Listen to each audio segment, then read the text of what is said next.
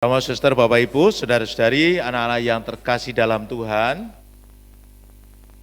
Kita semua tentu setuju bahwa setiap komunitas akan tumbuh dan berkembang dengan baik. Apapun komunitasnya. Entah itu komunitas yang bersifat duniawi maupun komunitas yang bersifat iman ataupun rohani. Termasuk kita juga pasti merasa senang apabila komunitas iman kita di Paroki Santo Paulus Nganjuk ini tumbuh dan berkembang. Dan itu tentu juga menjadi kerinduan bersama. Maka kalau Romo menikahkan, lalu ada pesan, cepatlah, buatlah anak, kok buatlah. Cepatlah memiliki anak sebanyak-banyaknya dalam tempo yang sesingkat-singkatnya. Ini tentu juga dalam rangka pengen komunitas ini tumbuh lebih cepat. Coba bisa dibayangkan, kalau Nganjuk ini ada 200 pasang yang masih produktif, 200 pasang, sekali tahun itu misalnya masing-masing itu memproduksi,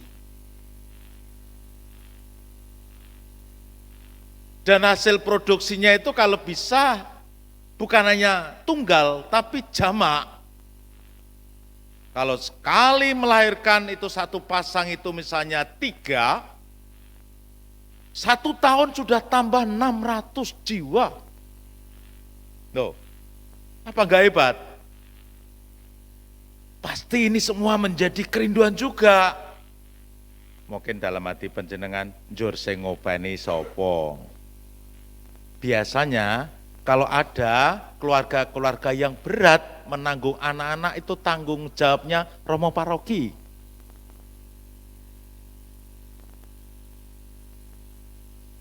Bapak Ibu Saudara terkasih, inilah kerinduan kita. Tapi apa yang terjadi seringkali tidak seperti itu. Justru kerinduan itu seringkali terganggu dengan berbagai hal yang akhirnya justru tidak menjadi tumbuh dan berkembang, tetapi bisa saja terjadi penurunan. Salah satu sebab, yakni ketika orang tidak pernah terbuka terhadap sebuah perkembangan pemikiran, tidak terbuka akan sebuah pembaharuan. Seringkali orang merasa puas dan mandek dengan keadaannya yang semula, sehingga menutup tentang pandangan-pandangan baru yang berkembang pada masanya. Ini saya kira yang bisa kita cermati dalam Injil hari ini.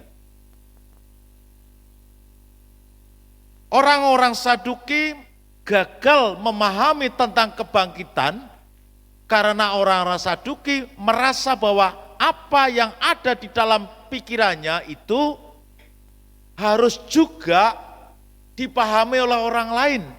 Bukannya belajar untuk memahami pola pikir. Maka ketika terjadi pembengkokan pemikiran pun, akhirnya tidak membuka hati dan pikiran untuk sebuah perubahan.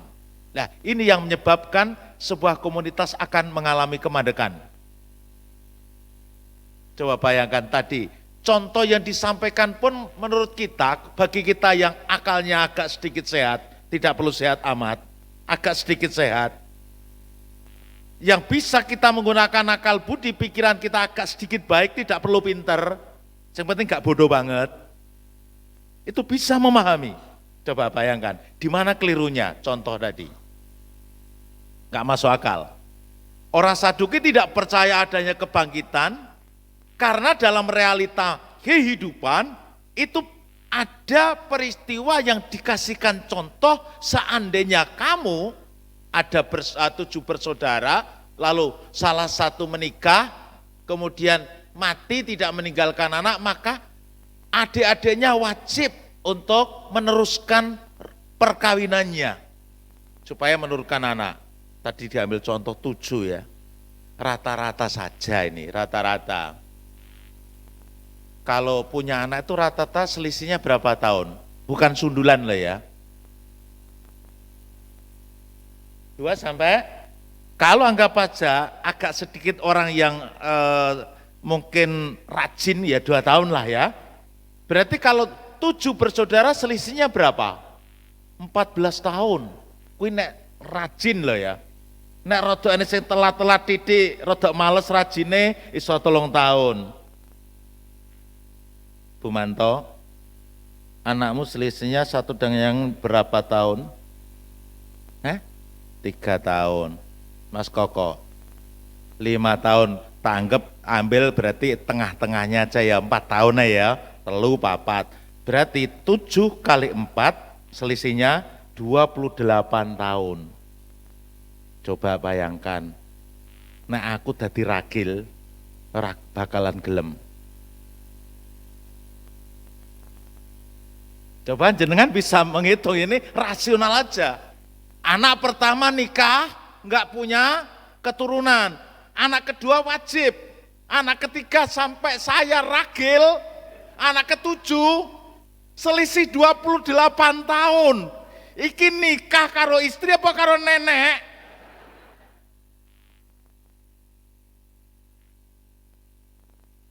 Paling sing tak tampa rotine wisan wis ta. Jadi ana rondo manggon ngarep omahku. Manggon yopen ora yopen. Yen roh aku dheweke guyang-guyu sajake rada edan. Enggak logis.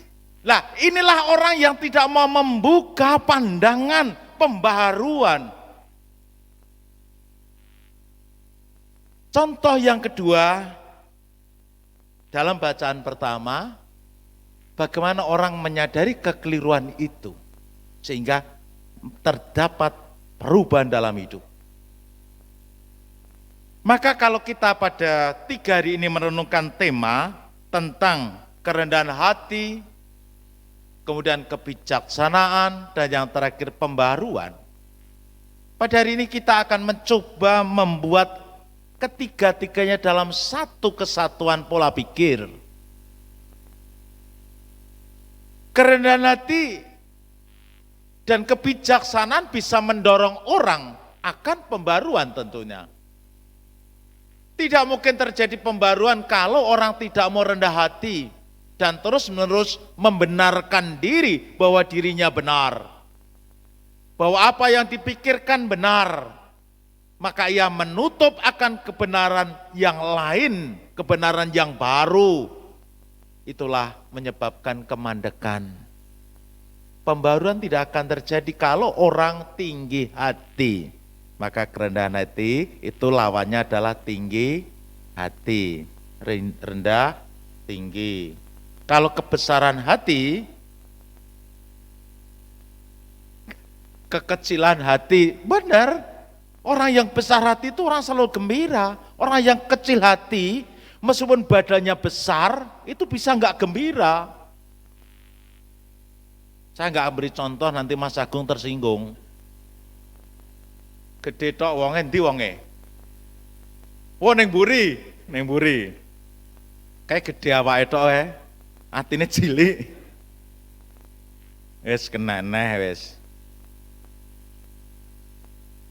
Kerendahan hati menyebabkan orang betul-betul bisa memilih sesuatu yang tepat, itulah kebijaksanaan.